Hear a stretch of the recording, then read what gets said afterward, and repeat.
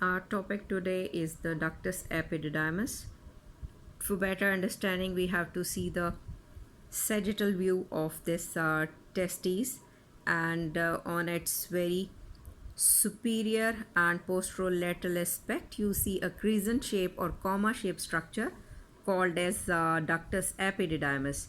It's been divided into the upper part called as head, and then you can see the body of the epididymis, and then comes the tail of the epididymis. Before going to the detail of it, we will recall the intratesticular ducts. The seminiferous tubules, they are gonna drain through the stratum tubules, and these stratum tubules are also called as tubuli recti. They are gonna enter into the rete testes, which are located into the mediastinum of the testes.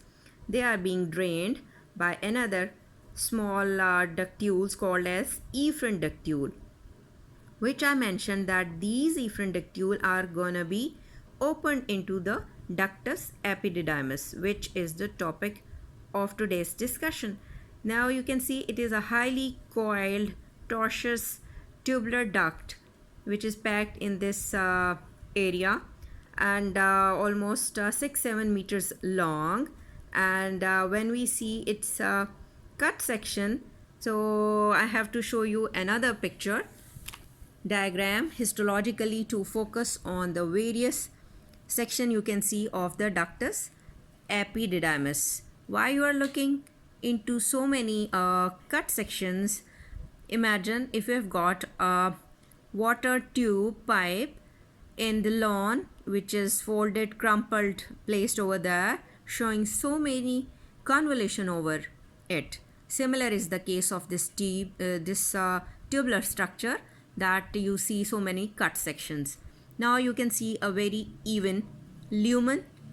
It's being lined. If we see another magnified view of one portion of it, it is showing the pseudostratified columnar ciliated epithelium of its mucosa, and this epithelium consists of two types of cells. One is tall columnar cells, which are principal cells, and these are being lined with the highly branched modified microvilli called as sterocelia. All around you can see them very well here. Now there is another type of the cell called as basal cell, which are rounded and could be spherical or rounded, you can say. They function as a stem cell. Now you can see that what is the function of these cells, what they have to do. Basically they secrete and they reabsorb as well most of the fluid which is left behind and is being not already reabsorbed by the efferent ductule. The secretion of the fluid consisting of glycoproteinic content that gives nourishment to the spermatozoa, which you can see inside collected in this. The spermatozoa, they have come inside through the seminiferous tubules and efferent ductule into this ductus epididymis, and when they have reached here, they are still not very much motile, so they attain maturity here, and later on be ready for the fertilization of the oocyte when they get entry into the female reproductive system. Now here next to it, if you consider the margins of these tubular structure, this is another view. You can see this pseudostratified columnar ciliated epithelium and the sterocelia inside the very fine lumen. Now you can see around these tubules the smooth muscle layer.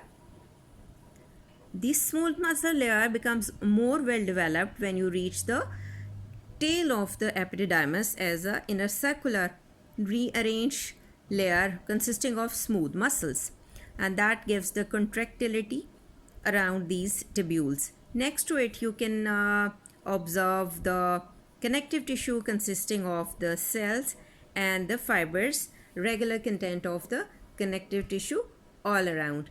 And on its very outer side, you can find the adventitia, which lines the epididymis.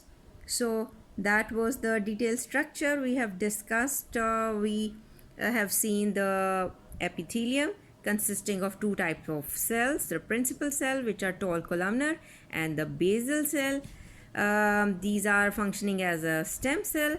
We can see the stereocilia in the lumen, and centrally the collection of spermatozoa, and on its margins you can see the smooth muscles layer all around, and in between the tubules you can find the connective tissue.